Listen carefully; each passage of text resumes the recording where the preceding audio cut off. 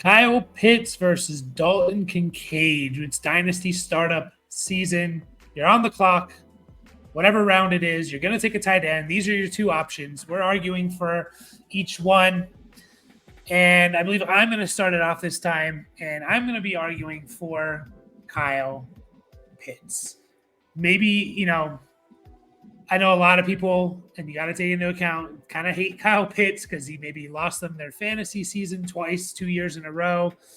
The greatest tight end prospect to ever be seen, and he was drafted 4th overall, which is insane. Even Brock Bowers, who potentially is an even better prospect, he went, 12th or 13th overall, and he's been a disappointment. He has, but we always forget he did put up 1,000 yards his rookie year. Finally, or not finally, but he was like the first tight end since Mike Ditka in the 60s to put up 1,000 yards. Now, he followed that up by back-to-back seasons, disappointing seasons. Obviously, we talked about it with Drake London. You're catching passes from Mariota and Desmond Ridder and Heineke, right? That 2021 season, I think it's easy to forget. I was with Matt Ryan, right? So we saw what he could be with a at that point, aging quarterback, but a guy that can still throw the ball. He gets the same thing now with Kirk Cousins, a guy that can throw the ball. Yeah, he's a little bit older. Doesn't really matter. He's going to kind of, to me, feature Kyle Pitts and Drake London. Hopefully they use Kyle Pitts a little bit more as like a tight end and not stretching the field, down the field passes. Maybe that ADOT drops a little bit, or that yards per reception drops by just a couple, and he gets a little bit easier plays. I think he was playing hurt last year as well. He kind of alluded to it. People were kind of saying it during the season. He doesn't look right. Still just 23 years old, and he's actually younger than Dalton Kincaid, which is funny. Dalton Kincaid's 24 already. So, fun fact, career catches before the age of 24. Kyle Pitts, 149. Travis Kelce, 0. Travis Kelce did not catch a pass in the NFL until he's 25 years old. Didn't really become Kelce until he was 27, this elite player. So it just shows you the ceiling for Kyle Pitts is there. Again, this is a little bit of a ceiling argument, and I'm arguing for the ceiling side here.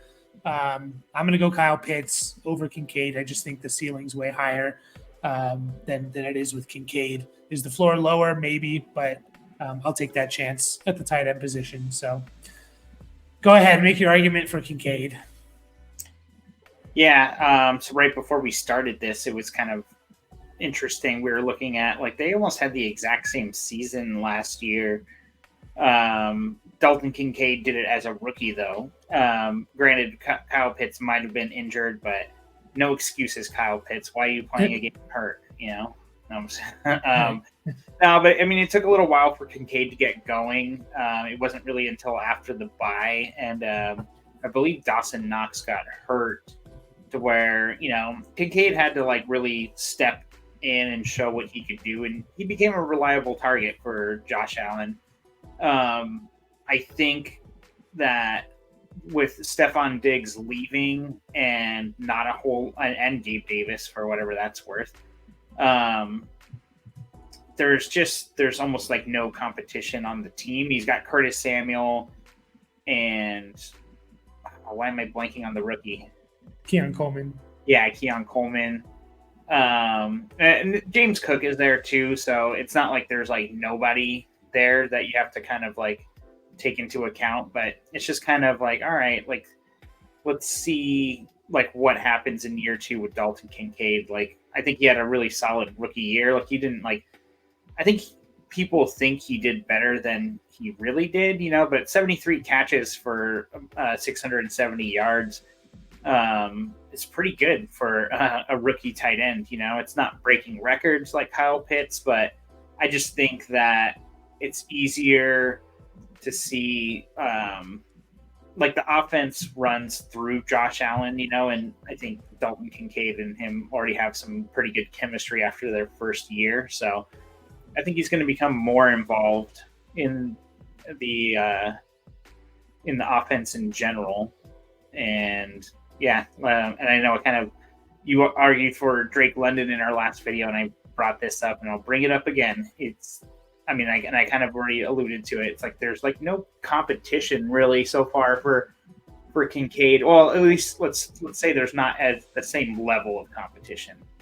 I guess there's no obvious like number one receiver, and I'd say Bijan greater than James Cook. So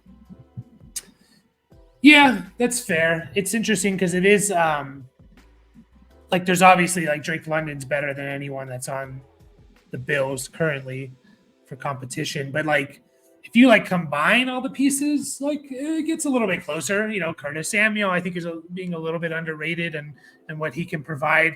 And look at his numbers. Curtis Samuel, that is in 2020 when he was with the current offensive coordinator of the Bills, and he had his best season. Almost 100 targets, 850 yards. He had 40 rushes as well. Not that affects Kincaid necessarily, the rushes, but you add that with Keon Coleman, who maybe he's really, really good, right? Like maybe he just hits from day one and he's better than Drake London. Khalil Shakir's there. James Cook can catch the ball. Josh Allen is going to run the ball a lot. So it is interesting. I agree with you. London's better than anyone. Is the biggest target competitor to competition to Pitts, but you kind of add them all together, and I think it is getting a lot closer. So, I agree. I think both. Well, I'll say this, and I'm kind of arguing for Kincaid here, who has a better chance of being the number one target on their team, which is basically what you were saying with the competition, and it's definitely Kincaid. Like I don't think Pitts is going to out-target London if they're both healthy. And another argument towards Kincaid, which I shouldn't be doing, but weeks 8 through 12, when Dawson Knox was out, he was the tight end for Kincaid. So now Dawson Knox is still there, but it kind of shows what he's capable of. So yeah, I think it's more upside play for me. And if Kyle Pitts has like an amazing first 2 weeks, catches 10 passes or goes for 100 yards, like his people are just going to be like back in love with him instantly, right? I don't know if there's this same love affair with Kincaid, which you may be thinking, why does that matter? Well, it matters for Dynasty. Like it affects the value. Look at Bryce Young and how far he falls because people didn't really like him coming in. So, both have good quarterbacks, but I feel a little bit more confident in saying I think like Pitts is going to be, just have more upside to put up, 1,000-yard season like he did his rookie year. And you can guarantee 4 touchdowns for Kyle Pitts because he's gone 1, 2, and 3 his first 3 years. So he's a very organized guy, and he likes that, he's going in sequence here. So year 4 touchdowns. I don't know if that's something to be excited about, but that was more than Kincaid had last year. So, but yeah, very similar numbers. It's interesting that you brought that up. So, anything else you want to say in favor of Kincaid? No, I would choose Kyle Pitts though. Like if I actually had to pick, they did just pick up his 5th-year option too, which I saw on Sleeper. So yeah, I think he is the piece that I'm buying into on the Atlanta Falcons as making like a really big jump. Like London too, sure, but like I think Pitts is going to be. I think he's going to get unobtainable once again, like after this season, especially in like tight end premium leagues, where he probably already was unobtainable for a certain extent. Like I think if you didn't buy Pitts in the off season, basically like you missed your opportunity. Like once the Kirk Cousins signing, like he basically jumped right back up to. I mean, he went from tight end 7 to tight end 4, all the way up to tight end 2 again. And I think that window is closed. Like I'm really glad I got him in at least one of my dynasty leagues. I've tried every year, multiple times a year, to acquire him in our dynasty league from our buddy John, and he just will not budge. Like he's got a little bit. His argument's usually like kind of like sunk cost fallacy, like where it's like, oh, like I paid too much for him, so therefore I need to keep him. And it's like, well, I'm not offering you nothing. Kind of. I don't even remember my latest offer, but I think it's a little crazy for Brock Bowers to be above Kyle Pitts. And honestly, I would slot him in as basically probably tight end 2 to 3, depending on where you put Trey McBride, kind of. But I think Laporta is the kind of the obvious number 1, and Pitts somewhere right below him or one more slot down. Yeah. And I know we're starting to argue for each other. So another thing to keep in mind with Kincaid is, like, who have the Bills seen the last 4 years knock them out of the playoffs over and over and over? It's the Chiefs with Travis Kelce. So maybe that was their whole vision with Kincaid, was like, hey, we need this. Like, we need our Travis Kelce.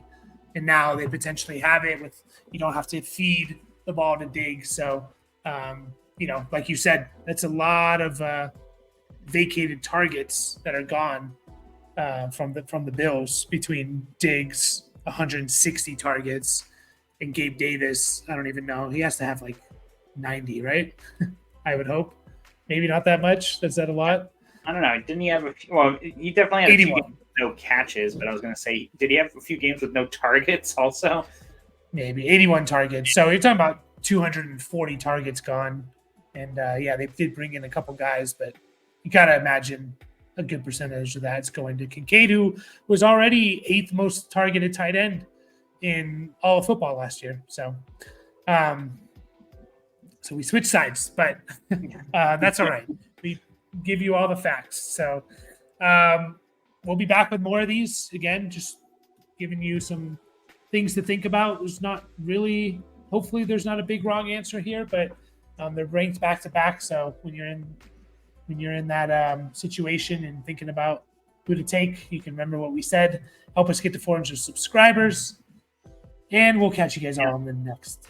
That means tell your mother, your brother, your sister. Yeah, or just make 16 accounts and go ahead. It's fine too. But no, appreciate it. Catch you guys in the next video.